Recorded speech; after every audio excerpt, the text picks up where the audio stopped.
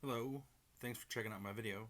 Today we're going to be working on our fine motor skills with the scissors, with the glue stick, with the paintbrush, and with some crayons or some other sort of writing instrument. So we'll be working on all of these different skills while making 3 different pumpkins. The first step for me in this project will be to trace along these templates right here, and we're going to be tracing the shapes, and then the second step will be to cut out the shapes, and then the third step will be to color the shapes, and then finally we'll move on to the painting portion and gluing the shapes onto the paper plates that we will be turning into our pumpkins. So I'm going to start with this template, and I will begin tracing my shapes. Something that I really like to use at the clinic to promote a little bit more fine motor precision when writing or tracing shapes is a binder, and this will be just kind of a makeshift slant board for us. And the other fun part about this binder is that it has a laminated pouch. So if I want to do a little practice with my shape tracing before I actually trace my shapes on the paper, I can just slide the paper into the laminated pouch and then use a dry erase marker or a wet erase marker, if I have one, to then do a little practice. By using the binder as a slant board, I'm able to promote a little bit more ulnar stability on my writing arm, which will then isolate my fine motor skills in the writing process.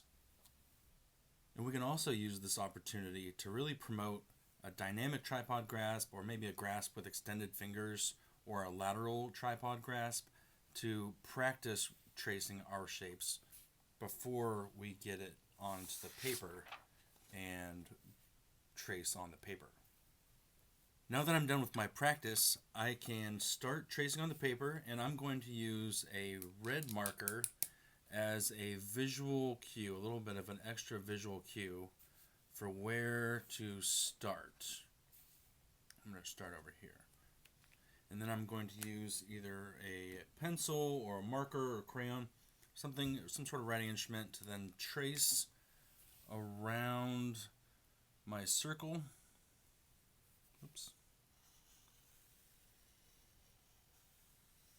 Back to the starting point. Trace around my triangle.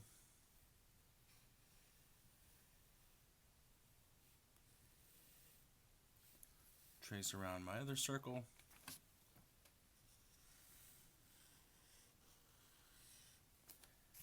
And then my happy face. And I'm using my non-dominant hand to stabilize the paper, even to move it a little bit as I need to.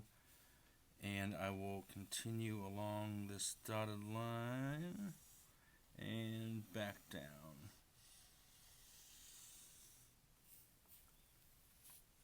Now you'll notice that the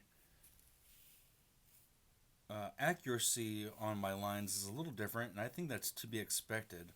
So both times as I'm moving into kind of this space where I'm not able to see, my line begins to deviate away from the path a little bit. And so the same can be said here for this top line, because I started at the top and I was traveling to the right side of the page, and I was unable to see my visual cues as I went along.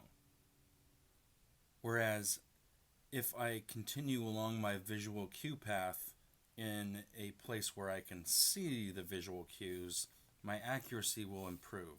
So I can increase my accuracy if I wanted to go to the left. I'm a right-hand dominant person, so I go from the right side to the left side. I can see every visual cue along the way. But if I go from the left side to the right side, I'm really challenging my visual motor integration skills as I complete this. I can go ahead and move on to my other templates now. Erase my mark from earlier. And for this, I will also use a visual cue of the red dot.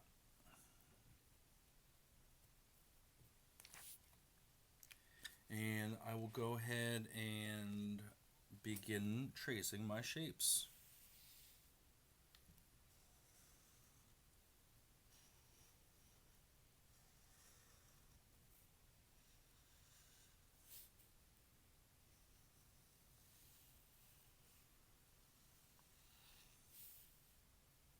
Again, we're focusing on our visual motor integration skills, following along these lines with our writing utensil, our writing instrument here.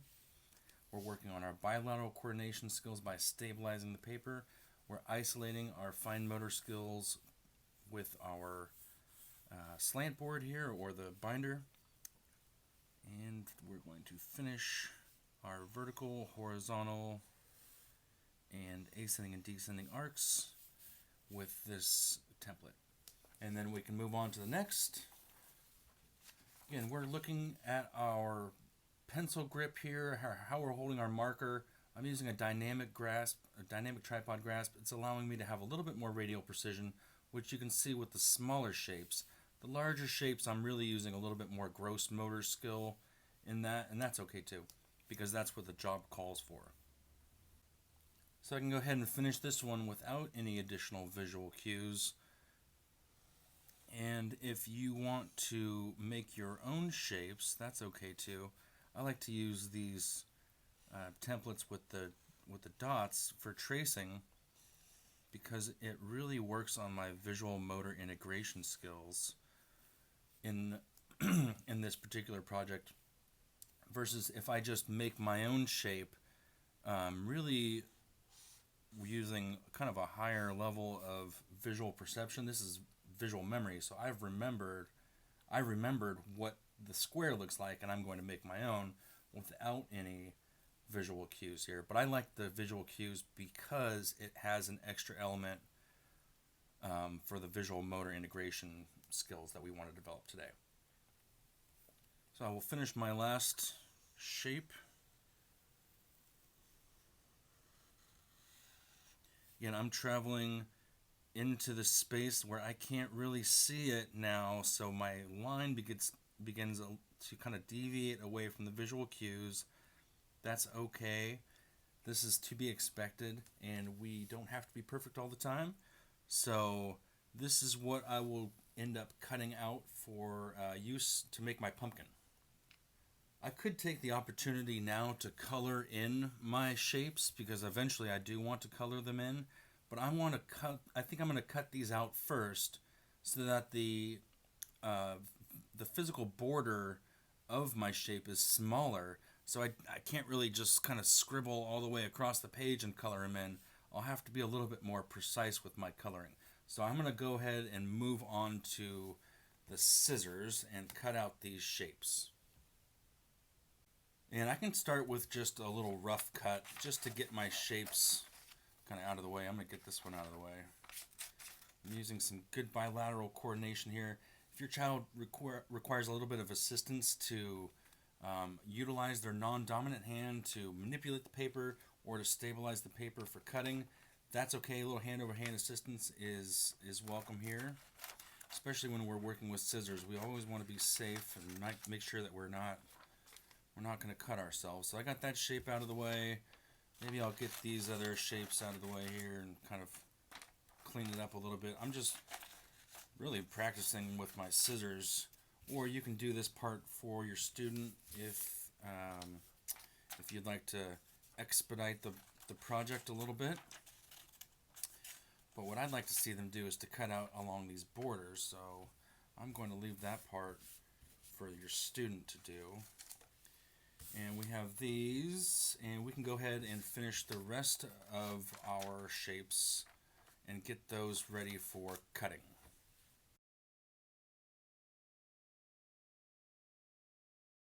So now that I have these shapes cut out a little bit, I can go ahead and finish cutting these out. And I will remove my binder or slant board that I'm using, because we don't need that right now. And I will clear out my visual field a little bit, and then I can keep my pile. Actually, I think I'm going to keep my pile on my dominant hand side. So I'm going to be using my scissors on my right side And I'm also going to be keeping my pile of shapes on my right side because I want to encourage my left hand to reach across the midline of my body to then grab the shape, retrieve it, go back to the midline of my body to then use both hands together to cut out shapes. Now, as I'm cutting around these arcs, I really want to go maybe a little bit slower. I'm turning my left hand, I'm pronating it over just a little bit. I'm turning over my right hand, pronating it over just a little bit to cut around the arcs here. Going slow right around my visual cue, and then I'll put this off to the side. So let's go ahead and finish up the rest of these shapes.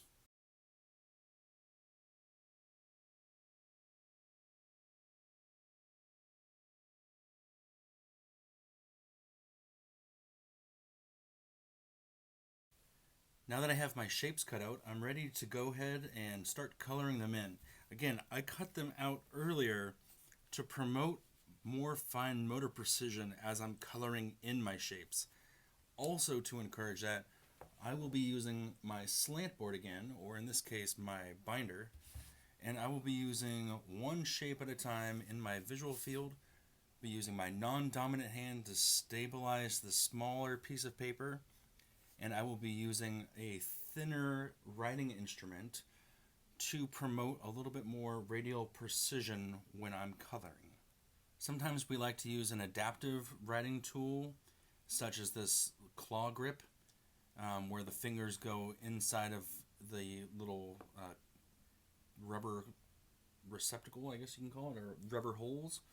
And this really promotes the dynamic tripod grasp while writing and coloring, so I could use that. I will choose instead to use just a regular thin crayon. Maybe I want to use a lateral tripod grasp to promote a little bit more stability in my hand as I'm using this particular instrument. If you already have those skills and you already can use your radial precision with your writing, then that's encouraged too. So I'm going to go ahead and do that and begin coloring in each of my shapes. Again, I'm using my non-dominant hand to stabilize the paper, and I'm really using a lot of this radial precision now because I have a smaller physical boundary of the shape versus the larger full piece of paper. So I'm going to go ahead and finish the rest of these shapes.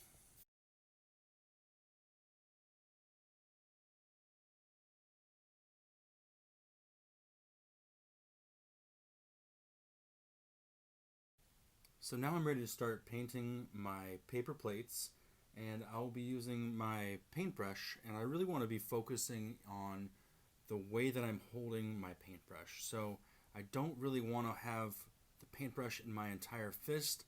I want to use more fine motor skills. Maybe start with pinching and then put the paintbrush in your student's hand and have them pinch it.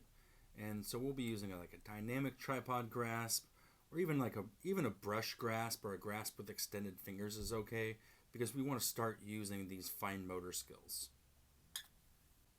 And we can additionally encourage that by having the handle of the paintbrush resting in our thenar web right here, so the space between our thumb and our index finger, which will provide a little bit more stability and allow us to isolate our fine motor skills while we paint. And again, as I paint, I want to have my paint on my non-dominant side, so I have to reach across the midline of my body to get it, and my paper plate's on my dominant hand side, so I have to reach across with my non-dominant hand across the midline of my body to retrieve a paper plate and put it back on the midline. So I will dip my paintbrush in the paint and I will begin painting. I like this portion of the plate because it has a little bit of texture to it, so I'm getting a tactile experience as well. And maybe I get to use a little bit more gross motor skills here on this larger surface of the plate. And then for the edges, maybe I'll use a little bit more stability from my slant board and a little bit more fine motor skill as I go around the edges. I'm stabilizing with my non-dominant hand, using it to manipulate my paper plate, using my gross motor skills in the middle, and some fine motor skills around the edges. So I'm going to go ahead and finish the rest of my paper plates. So I'm done with my paint and my paintbrush, so I can clean up my station here a little bit. I'll put the lid back on my paint and put that off to the side for later. Maybe I'll use it for another project. I'll get my slant board out of the way because I don't think I need that right now. And my paper plates are drying. Let's see if I have a couple that are dry. I have 2 that are dry. And so I will begin to paste my shapes onto the paper plate in the form of a face. So for people who celebrate Halloween, this would look like a jack-o'-lantern. And if you don't celebrate Halloween, then this is just a pumpkin with a face on it. And we're working on our shapes, and so away we go. So I'll get my glue stick and have your child twist the top off using some good bilateral coordination, twisting up the glue from the bottom. That's very good there. And I'm going to use this guy first. So I'm going to put this right here on the bottom of my plate and really glue that on there. And I'm going to use 2 hands together, and I will push down pretty firmly, I guess, on that until it sticks on the plate. And then I will use a triangle for my nose. Actually, I think I'm going to use that square for my nose there. Get that out of the way. We can kind of just do whatever we want here. And then I'm going to use these 2 small circles, the smaller circles for the eyes.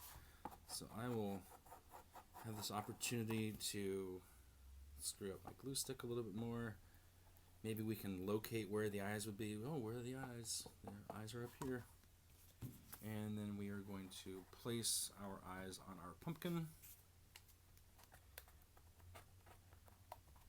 And we're ready for the next one. Now I can finish the rest of them.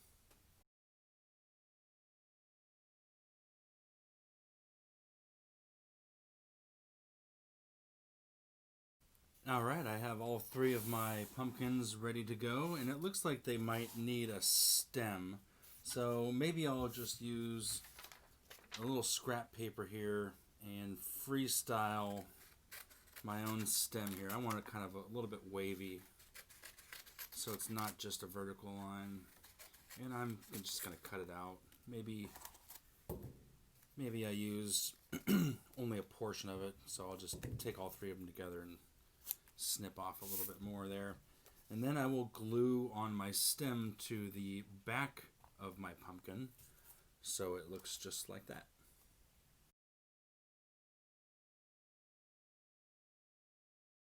Now that we have our pumpkins completed, I can use this time, if I want to add a little bit more detail, I can do that right now. So I'm going to go ahead and maybe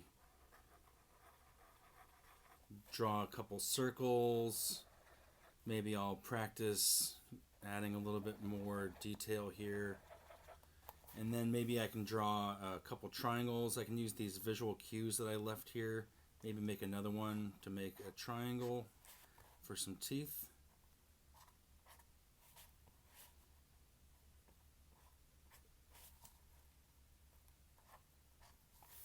And then I can do the same with my other shapes. Maybe I want to color in, maybe I want to make a square, color it in. Just a little freestyle sketch. And this person is going to have teeth like that. This pumpkin's going to have some teeth like that. And again, I'm just doing whatever I feel like doing. So maybe I'll make a couple more circles. I can just do that for my nose. And then for some more teeth right here, maybe this one's going to be